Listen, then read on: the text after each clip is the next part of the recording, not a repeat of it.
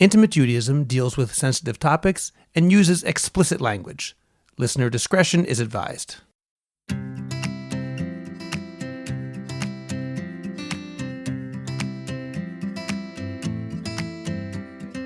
Welcome to our 19th episode of Intimate Judaism. I'm Talli Rosenbaum. And I'm Rabbi Scott Kahn. Today we are going to talk about the subject of sex addiction, or some may refer to it as compulsive sexual behavior or problematic sexual or out of control sexual behavior. I think that one thing we'll try to do today is define what that is. And what that includes, of course. Yes. Before we delve into today's topic, we want to thank everyone listening for joining us on Intimate Judaism. We appreciate your sharing and promoting this podcast.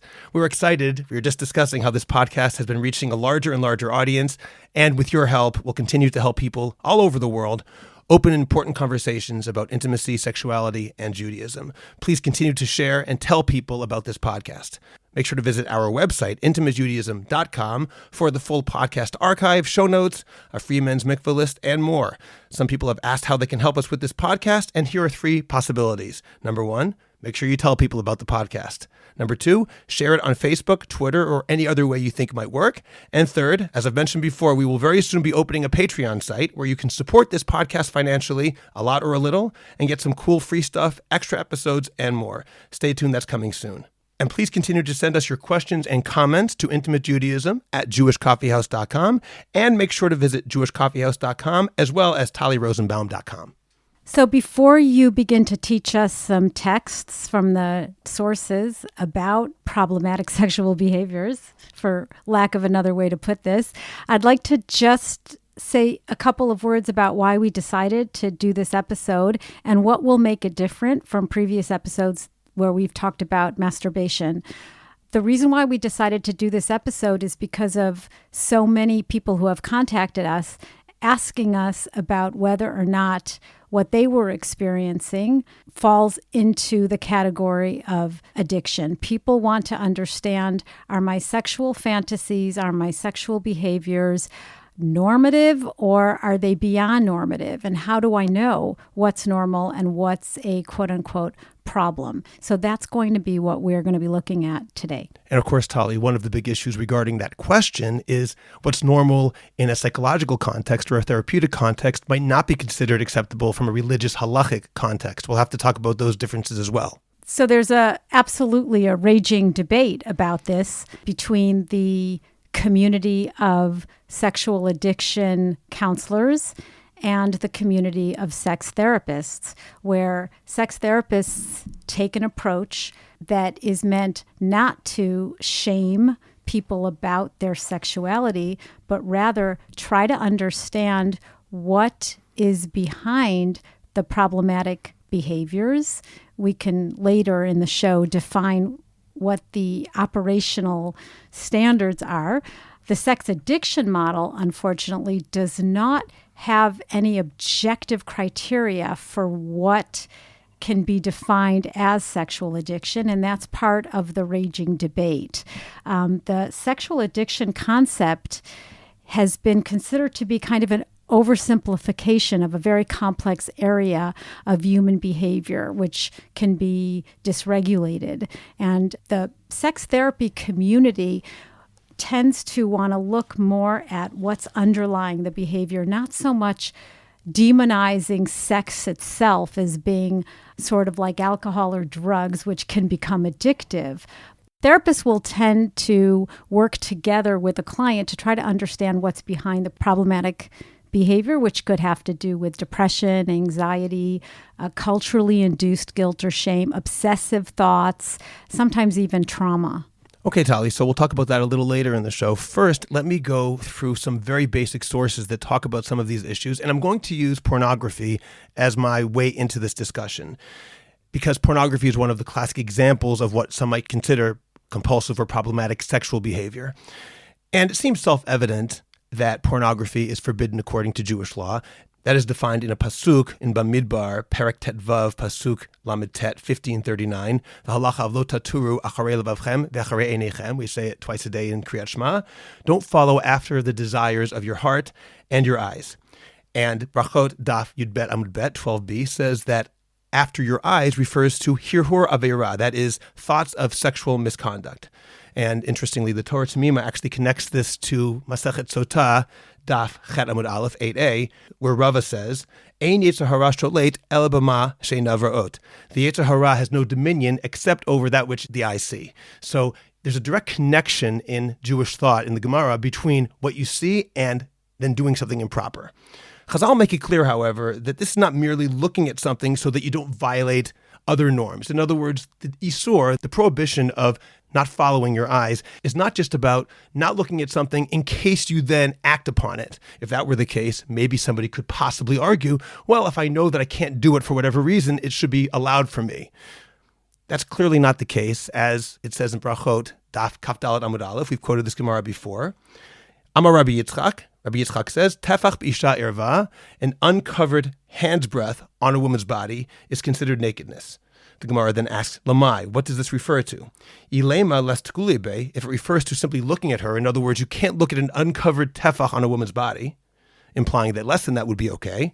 V'ha amar Rav Sheshet, but didn't Rav Sheshet say? Lama manaha katuv tachshitin shabachutz im tachshitim shabifnim. Why, in the discussion of the spoils of Midyan in the Torah, did the Torah include private jewelry that's worn under the clothes along with jewelry worn publicly? Lomar lach, in order to teach you, kol mistakel be'espa ketana shel isha, kilu mistakel b'makom hatoref. Anybody who looks, presumably lustfully, at even a woman's little finger, it's like he's looking at the place of obscenity.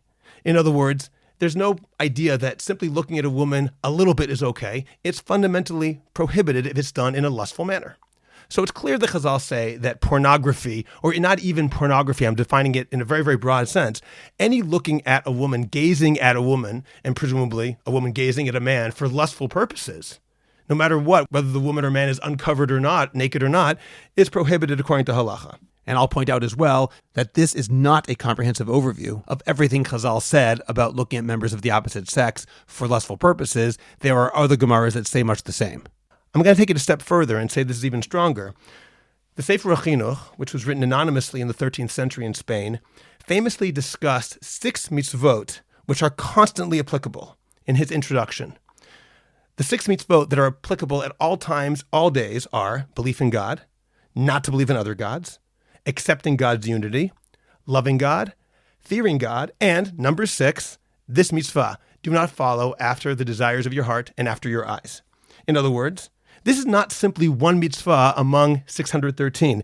It's a fundamental mitzvah that in some ways is a foundation of Jewish practice. It's one of the 6 mitzvot that is always applicable. And indeed, what are probably the 3 most important modern normative halachic works, namely the Chai Adam, the Aruch HaShulchan, and the Mishnah Berurah, all cite this Sefer HaChinuch, saying, yes, these mitzvot apply at all times, and this is part of Jewish practice. They all cite this Sefer HaChinuch at the very beginning, in Siman Aleph, the first chapter of their works. So this shows that it really is a fundamental idea not to look lustfully at a human being's body. Fact, okay? And certainly that includes pornography and much more. So Talli, this is a fundamental idea in Jewish thought. And in fact, when I teach chatanim, I teach many chatanim before they get married, I've often heard that they think it's a bigger problem not to look at pornography, etc., or even rated R movies, rated PG-13 movies, call it what you will, before they're married. But once they're married, it's actually okay because at least now they have an outlet. I tell them that's not true. It's not better after you get married because now at least you won't masturbate. After you get married, it's even worse because on some level, in addition to the fact that there's fundamentally a law prohibiting this, regardless of the consequences, in addition, it's a betrayal of one spouse.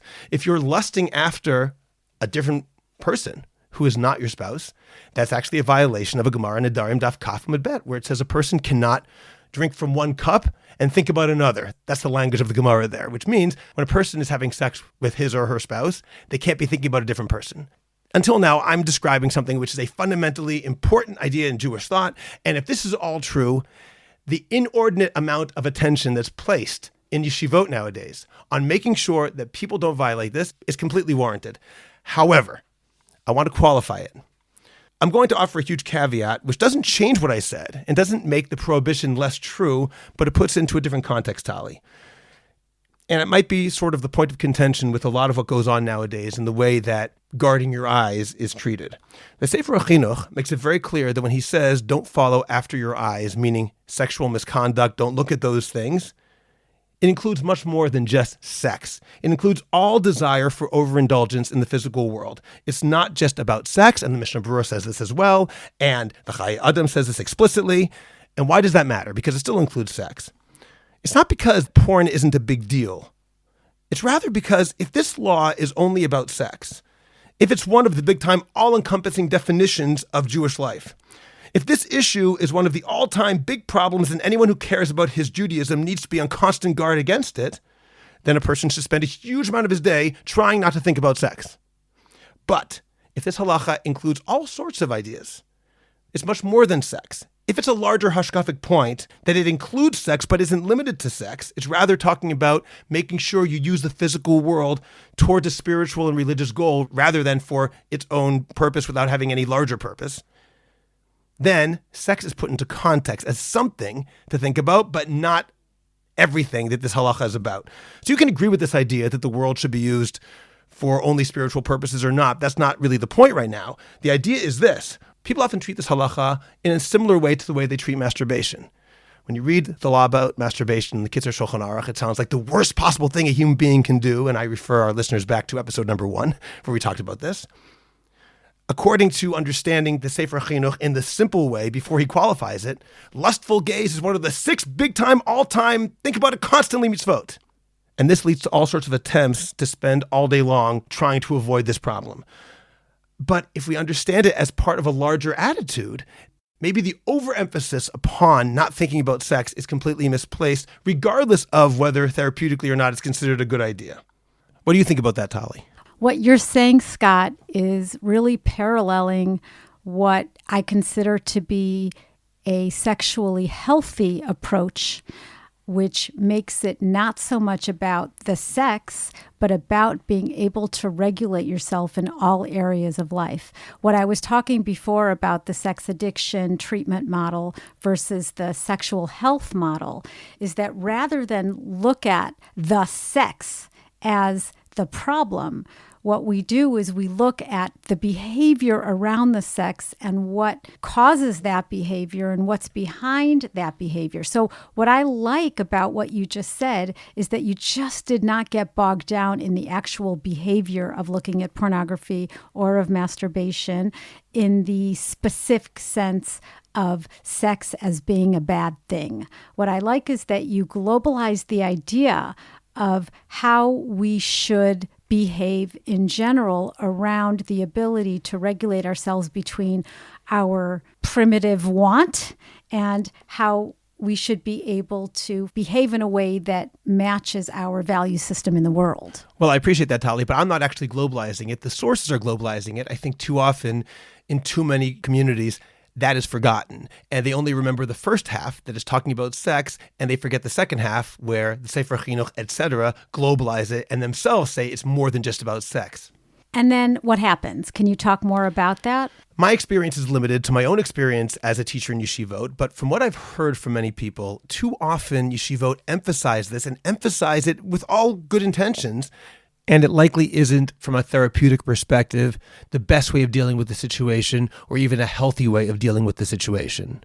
I spoke to my friend, Dr. Zev Gantz, about this issue, and he says too often in context of, say, yeshivot, not all, of course, but many, there are shame-inducing therapies or shame-inducing forms of education rather than making people understand it's not appropriate, but at the same time, not causing them to doubt their own self-worth. There are websites out there, for example, that deal with this. And even though, of course, they're well-meaning, these are not coming from a bad place. But the idea of watching yourself constantly, guarding your eyes constantly as an all-encompassing obsession is a way of taking sex and putting it at the center of a person's life. At the same time, they're trying to make it not the center of a person's life. You know, I'll mention my own experience. I used to run a yeshiva called Yesodei Torah, and every year, this time of year, this is a time of year called Shovavim, which stands for the Parshiot from Shemot until Mishpatim, and it's a time that traditionally people are supposed to work on themselves regarding their own laws of Tarat Mishpacha or laws of sex, etc. So I gave an annual Shovavim shiur on a Thursday night, a regular weekly Thursday night sicha. So once a year, it was about issues of masturbation, pornography, etc. And et Chatai Ani Mazkir Hayom, my own misdeed I will mention today, that the things that I said then and the way that I said it then, I would not do now. I did it with all good intention. I felt that I had an obligation to tell my students what's asur, and I would read them the Kitzur Shulchan Aruch. I probably scared them a bit. And in retrospect, I understand, largely from doing this podcast with you, Talli, that methodology is not particularly effective and probably is counterproductive, shame-inducing, etc. I'm not saying that I know exactly how it should be done. I don't have the solution. I do know that the way I used to do it, essentially inducing shame, was, for all my good intentions, the wrong way to go about it. Look, Scott, I'm really happy to hear that. I think that we are constantly a work in progress. We also have pretty recent evidence to point to the way in which religious boys in particular are educated about sex may in fact be contributing to some of the compulsive sexual behavior. Meaning the very fact that they're obsessing about not doing it might contribute to the compulsion to do it. Yeah, I'd like at this point to just introduce a colleague, a sex researcher named Dr. Yaniv Efrati. He's actually an Israeli researcher, and he's a religious guy. And we spoke for a while. He's got several studies that he's done researching what's called compulsive sexual behavior. And just to clarify, sex addiction is not a thing if you're trying to understand a diagnosis. Sex addiction does not appear in the DSM as a diagnosis or a pathology. Compulsive sexual behavior is also framing that's under some amount of debate, but it is a more global, the ICD, which is a more global consensus form as opposed to the DSM, which is just the American Psychiatric Association. The ICD looks at compulsive sexual behavior as a definition for what actually is a spectrum of behaviors. Yaniv, who studied compulsive sexual behavior, has been able to operationalize the spectrum, what is considered to be problematic in the spectrum, because what he has actually done is looked at levels of behavior that includes pornography watching as normative at certain levels, and then... What do you mean pornography watching as normative? What he says is that there are basically 3 levels. The first level is completely normative. People, adolescents, are curious. And in response to their own curiosity, they may look to pornography in order to either understand some questions that they might have about themselves or about sexuality. And for the most part, the pornography viewing is quite under control. It's not that frequent, and it doesn't have any harmful effects. And that's the majority. I think it was like 53.8%. Approximately. Yeah. And then the next level would be the use of pornography or other similar behaviors as a way to self-soothe, whether it be feelings of loneliness or anxiety. This would define the use of pornography perhaps not in a terribly healthy way, but certainly not addictive. Something that we need to understand, that pornography can often be connected with feelings of isolation, loneliness, the need to self-soothe in ways that may not be unhealthy. They may be morally or spiritually unhealthy if they're not consistent with how you see yourself. But doing it in itself is not unhealthy. It's not a psychologically or therapeutically bad thing to do. Because when we look at pornography or other sexual behaviors, we really can't honestly separate them from our values. And so when I told you before about the sex addiction model versus the, quote, sexual health model, everybody has an agenda. The sexual health model people will say, some people just like to have a lot of sex. Who's to say that masturbating 6 times a day is an addiction? If it doesn't bother you and it doesn't bother anyone else, some people just have a high sex drive. Whereas the addiction people will definitely use a more moralistic stance in defining what is considered to be addiction. And look, I can tell you this from my own experience as a therapist who belongs to one listserv of sexual health professionals, and also I belong to a listserv of orthodox psychologists. And the bar for what's considered to be sexual addiction is definitely very different, because we absolutely cannot discount how we include values in how we might define quote unquote addiction, which is why addiction is not an objective model. But I don't want to lose my train of thought. There was still the third level, which Efrati identified, which he does consider to be problematic in terms of compulsive sexual behavior. And in order to be defined as a problem, as the actual compulsive sexual behavior, the person has to really fill 4 criteria. Those 4 criteria include: 1, there is an actual lack of function. A person is not going to school, not going to work, spending hours and hours in a way that is going to harm themselves because they're not doing what they're supposed to be doing, or their family. I can give you an example of a couple that I saw where the husband would spend every Friday afternoon locked in his office for 4 or 5 hours watching pornography while his wife washed the floors, took care of the kids, gave them all baths, did everything to prepare for Shabbat. But the problem here was not sex. I would have said the same thing had he been watching sci-fi movies. The problem here was that he had a narcissistic personality, and this was his way of soothing his own self. So just to put things back in perspective. So 1 is dysfunction. 2 is a lack of control. I can't stop myself. 3 is emotional dysregulation, which means that I'm not really aware of what I'm feeling. And so I suppress my feelings, and then all of a sudden they just come out in some way. What do you mean by that? Well, an emotionally dysregulated person is going to internalize their feelings, whether it's frustration or anger or sadness or resentment. But then when that container fills up, there's going to be some sort of outburst. That outburst can be screaming or yelling, or that outburst can be acting out in some way. And so acting out by either using pornography or sexually acting out with a partner, because there are 2 types of sexual acting out. There's masturbation, pornography, or there's with somebody else. And 4 is having very negative feelings. Now, the 4th category of having very negative feelings after you do it is the category that will sometimes make it seem like compulsive sexual behavior is higher in the religious population, because most religious people are going to have negative feelings about using pornography or having unwanted sexual thoughts or fantasies.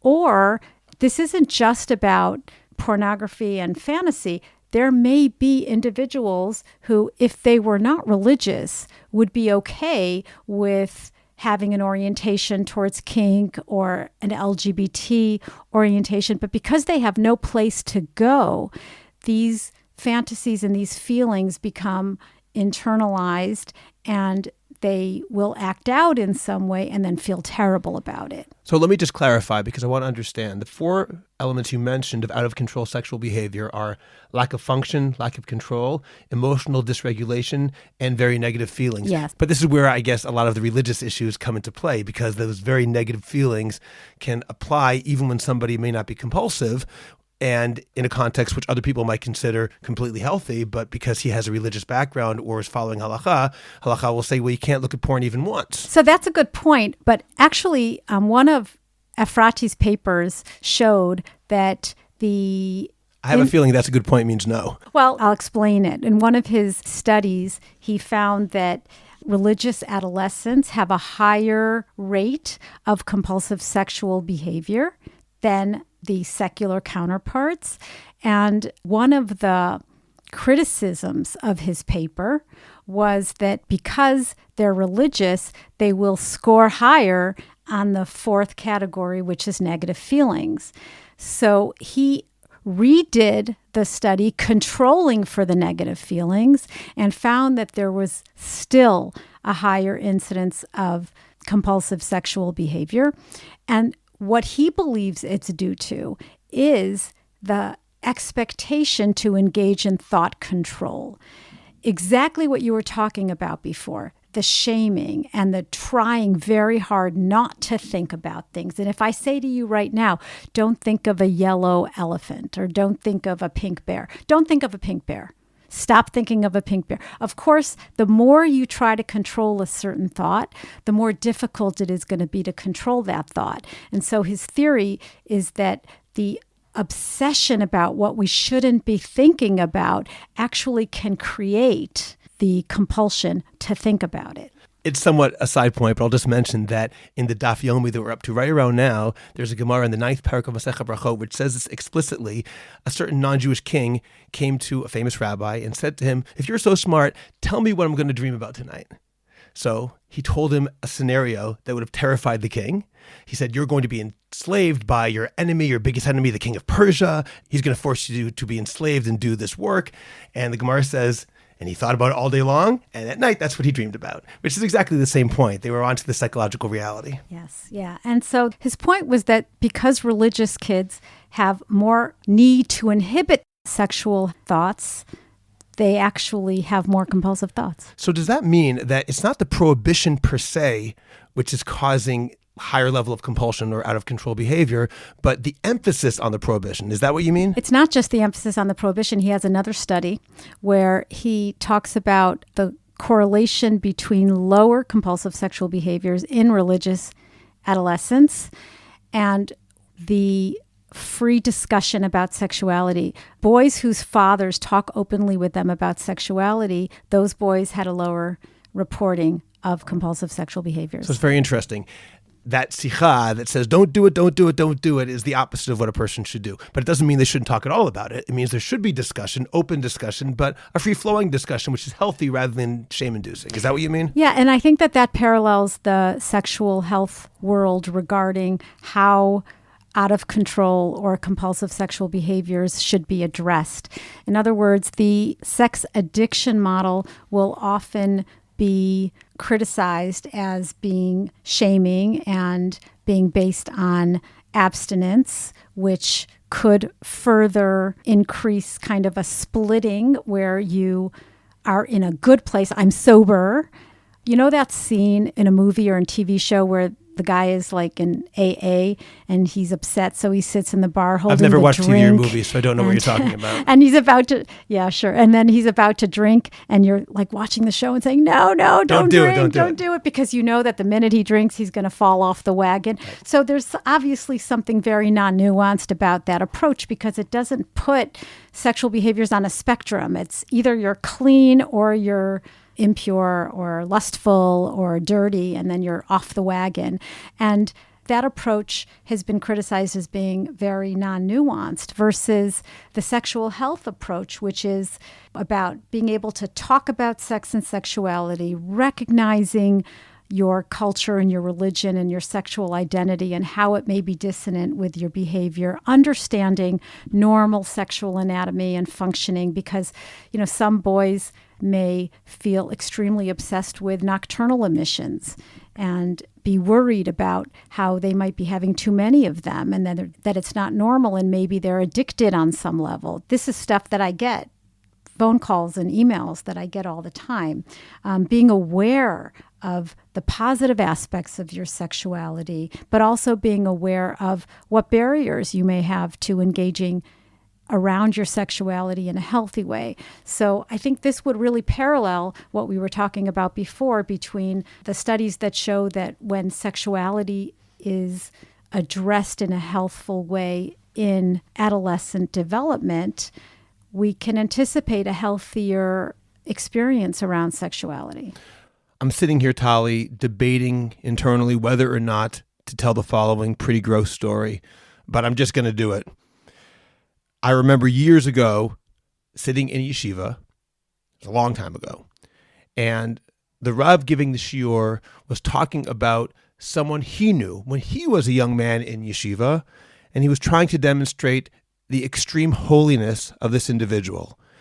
And he said that every morning, this individual used to hold his underwear up to the light to make sure that there wasn't a drop of semen on it, just to ensure that there wasn't any form of nocturnal emission. And this was held up as the epitome or an epitome of kedusha, of holiness. Now, admittedly, you're looking at me in disbelief, but that was presented to us as a religious ideal.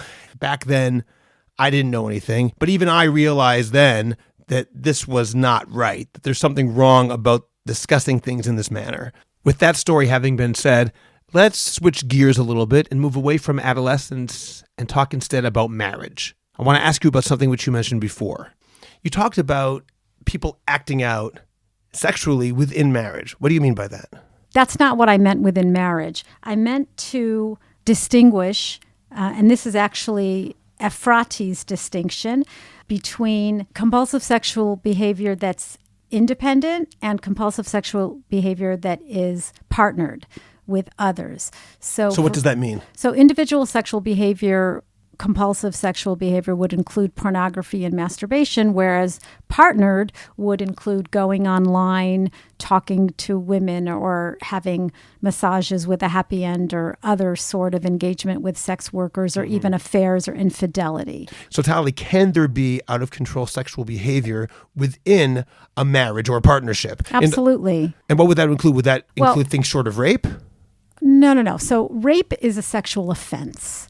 And one thing that Efrati told me was that compulsive sexual behavior and sexual offending is not necessarily on the same spectrum. But this is exactly why addiction models don't necessarily address out of control sexual behavior the way it should, because this is not a black or white issue. Certainly, sexual offending is a whole different area. When you have compulsive behavior, which only kind of, quote unquote, hurts yourself, that's going to be much different than hurting another person. Mm-hmm. And by offending, you mean hurting another person or violating the law. Or violating the law, exactly. Or non-consensual behavior. Or paraphilias that are okay if you're not hurting anybody, but if you have a victim, then you're hurting somebody. Right. So we need to be able to understand. But the question really that is more relevant is when you're in a marriage and you struggle with compulsive sexual behaviors or out of control sexual behaviors in the marriage, and how does that impact on the partner? But what does that even mean, though? If we're not talking about offensive behavior or an offense, what is an out of control behavior within a marriage? Well, first of all, the example I gave earlier about a man who's watching pornography for 4 hours a day instead of driving the kids on the carpool that he promised that he would do, that's going to affect a marriage.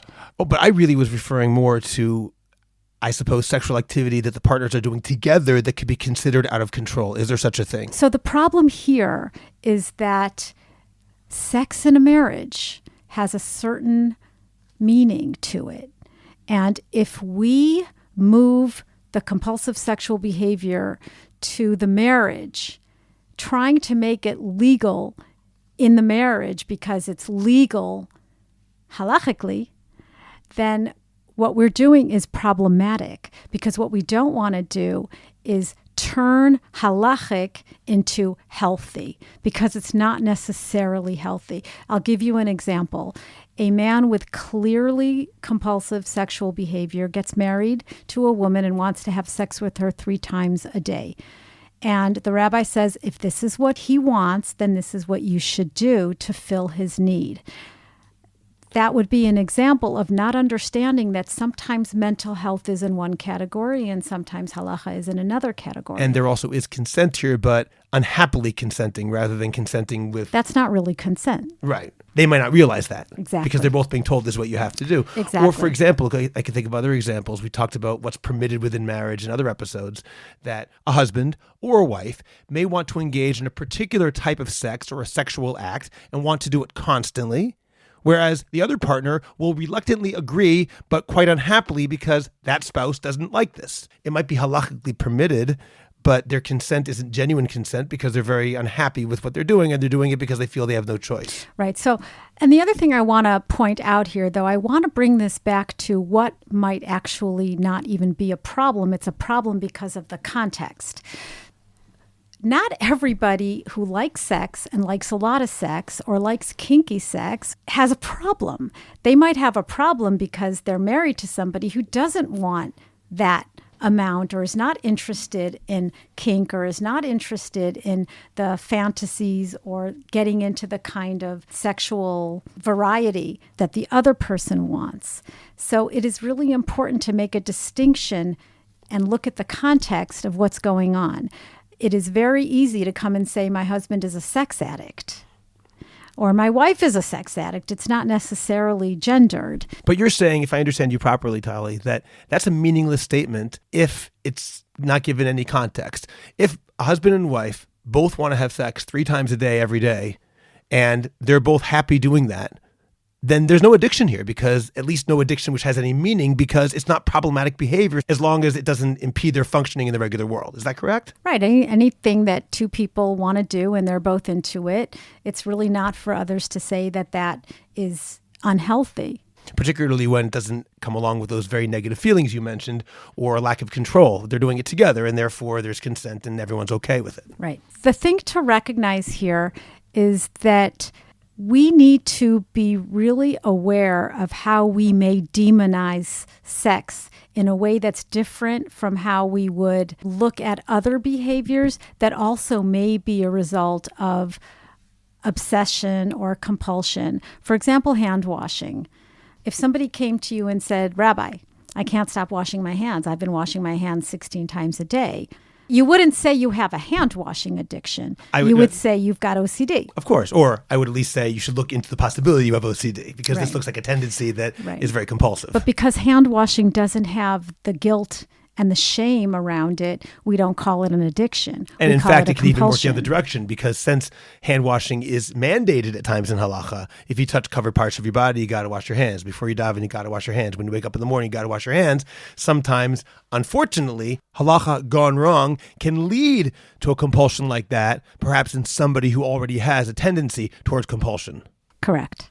I'm curious, Talli, what you think, putting aside religious prohibitions, but among people who are not married, where betrayal is not a factor. Single men, let's say, who enjoy pornography, and let's even say they have a compulsion to watch it. Is that inherently negative? Is there something about it which is not healthy in terms of their own sexuality? Or as long as they're able to function in society normally and they're not beset by negative guilt feelings or shame feelings, is there something wrong? Again, I'm not speaking halachically. From a therapeutic perspective, is there something that is bad or negative about this behavior? So, Scott, I think that the studies vary on how they look at porn. I think that coming from the world of sex therapy, which is generally very liberal around the area of pornography and very sex positive, so to speak, a lot of what is being said or has been said about pornography is that it's not the pornography itself that's the problem. It's how it is processed.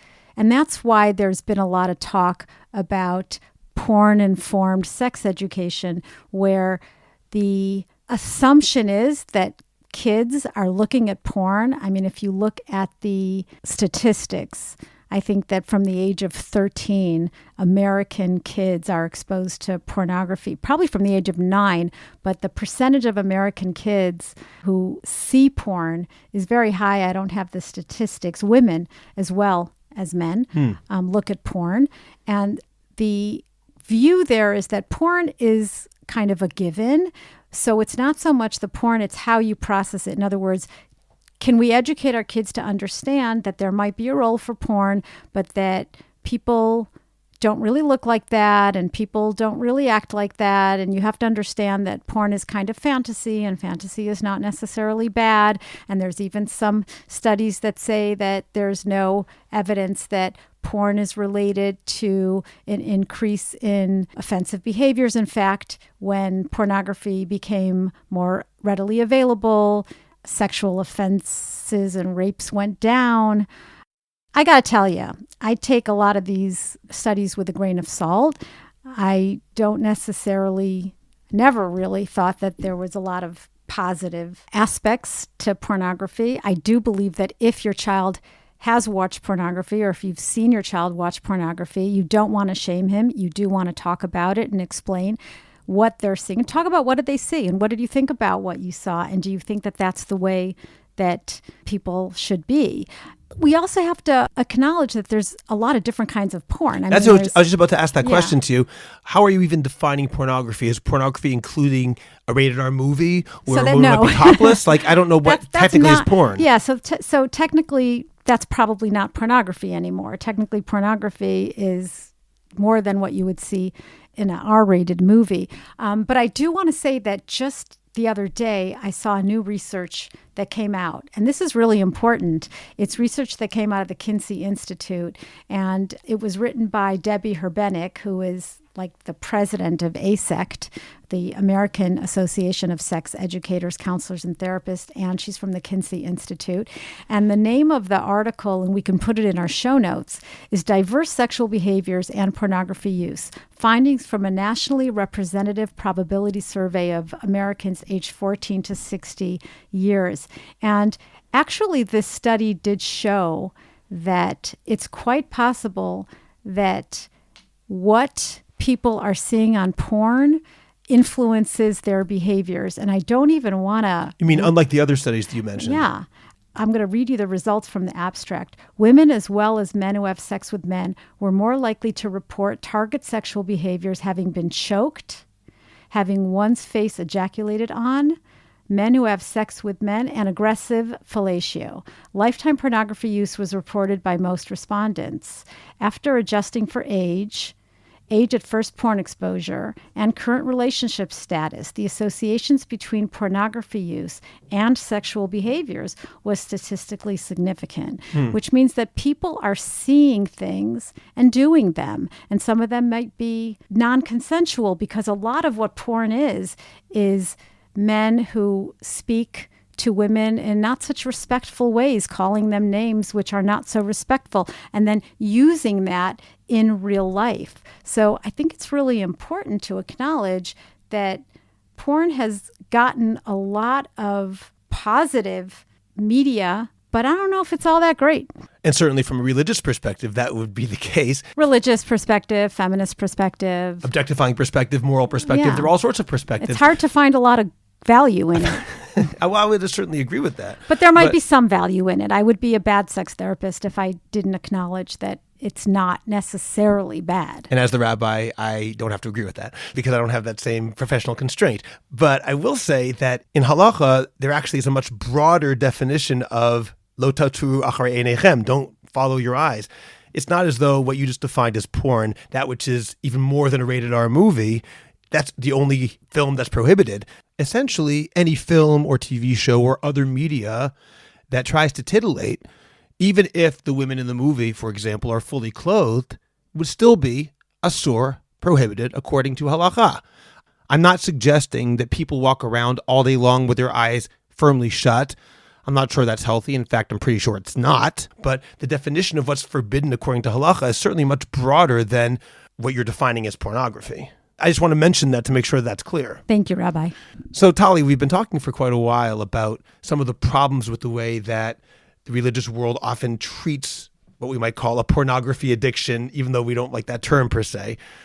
If someone believes that he or she has a problem with out-of-control sexual behavior, compulsive sexual behavior, that includes these aspects that Yaniv Efrati mentioned, negative feelings, etc., how should one, in a healthy way, treat it? How should one behave in order to stop doing it to a degree that a person feels bad about it or is violating halacha or whatever reason a person wants to stop? So I just want to say, as you're speaking, I'm thinking about the angry emails we might get about 12-step. I am not in any way dissing 12-step. I think that for some people, these 12-step programs may be appropriate, but this is not the way that I would necessarily treat as a therapist. As a therapist, I think that these kind of situations require therapy. And that means trying to really understand what's at the root. Sometimes it's about obsession, obsessive thoughts. Sometimes it's really important to kind of understand what is the pornography that's being viewed and what's that about. Sometimes it's really about healing childhood wounds, and that particular pornography provides a certain soothing and understanding that. Sometimes there's trauma, and pornography is a way of numbing those negative feelings and self-soothing. It's really trying to understand what's behind the behavior and fleshing it out and unpacking it and healing it. And it's non-shaming. It's really about understanding more. And I know that you've said one of the issues with calling it an addiction is fundamentally different than behavior like alcohol abuse. One can take alcohol out of one's life and still remain the same person. But you mentioned this to me off the air. You can't take sexuality out of your life and just say, well, that's not part of me anymore. Right. It's simply, it's denying a fundamental piece of who you are. Healthy sexuality is about taking responsibility for what you're doing and for taking control of what you're doing and being able to integrate the different parts of yourself in an accepting way. You may have certain sexual desires or fantasies, and they may not be quote unquote normative, but there might be a reason for that, and understanding that reason and being able to integrate that into your sexual sense of self is part of the healing process. And certainly, as we've said over and over on this podcast, a more nuanced view of that which is required by halacha along with that which is recommended by therapy is often the best way to go. Yes. Again, I didn't quote a lot of statistics, but one thing that I learned from speaking with Yaniv is that, yes, it's true that compulsive sexual behavior is linked to various psychological disorders such as social phobia, generalized anxiety disorder, alcohol and cannabis abuse, sometimes major depression, bipolar disorder, kleptomania. There's usually a lot of other pathology, but the bottom line is that it's rare. The numbers of people who actually fall under the category of real sex addiction or compulsive sexual behaviors at the spectrum of problematic are very low. So we want to really be careful about labeling people with sex addiction just because they masturbate, which is what happens with these young boys from yeshivas that call me and tell me they need treatment for sex addiction when they're masturbating once a month. I do hope, Talli, that people who run educational institutions that deal with young men or teenagers will listen to this podcast and take to heart that which we've talked about today, because the goal here is not to say that everything that we thought was prohibited is now permitted. That's not at all what we're saying, but we are saying that the best way to stop certain behaviors, if that's the goal, is not necessarily the methodologies of shaming, not necessarily the methodologies that I think too often are being used in the religious world. And I want to thank again Yaniv Efrati, who offered a lot of his time sending us his studies and speaking with me on the phone. Yes, thank you, Yaniv Efrati. Thank you all for listening to this podcast. Make sure to share it. Please visit our website, intimatejudaism.com, as well as jewishcoffeehouse.com and tallirosenbaum.com. Make sure to tell all your friends about this podcast so we can increase our listenership and get this conversation further into the Jewish world. With Talli Rosenbaum, I'm Scott Kahn. Thanks for listening. Thank you.